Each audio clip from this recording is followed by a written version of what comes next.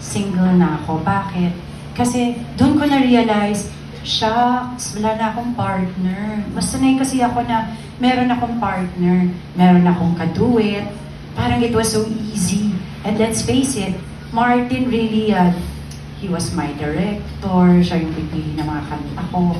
It was very easy for me. And again, performing on stage with Martin is the easiest. It's not even performing. It's not even working. It's an instant thing.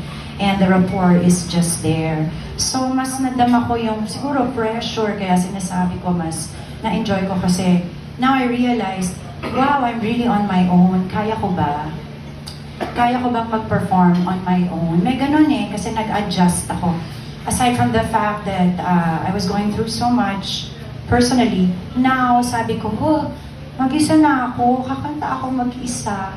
Although gumagawa naman talaga ako ng concerts ko solo, nandun pa rin si Martin beside me, helping me. So now mag-isa na ako. I remembered one of my first shows nung ako na lang, was in Captain's Bar. Captain's Bar, favorite namin niya na venue na performing. Pero maliit lang ang Captain's Bar. Pero alam mo yung talagang, I've never been so nervous. I was more nervous in performing in Captain's Bar than performing in all the other big venues that I performed in. Bakit?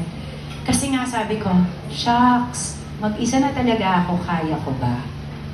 And after that, again, it's a small venue. Parang doon ako, parang nasabi ko sa sarili ko, kaya naman pala. Kaya ko sa small venue. Ito, unti-untihin na natin, na palakihin na natin. Alam mo yan. So, mas siguro naging passionate ako. Why? Because ngayon, ako na talaga nag-iisip, kung ano ba yung gagawin ko, ano ba yung concept, kakantahin ko.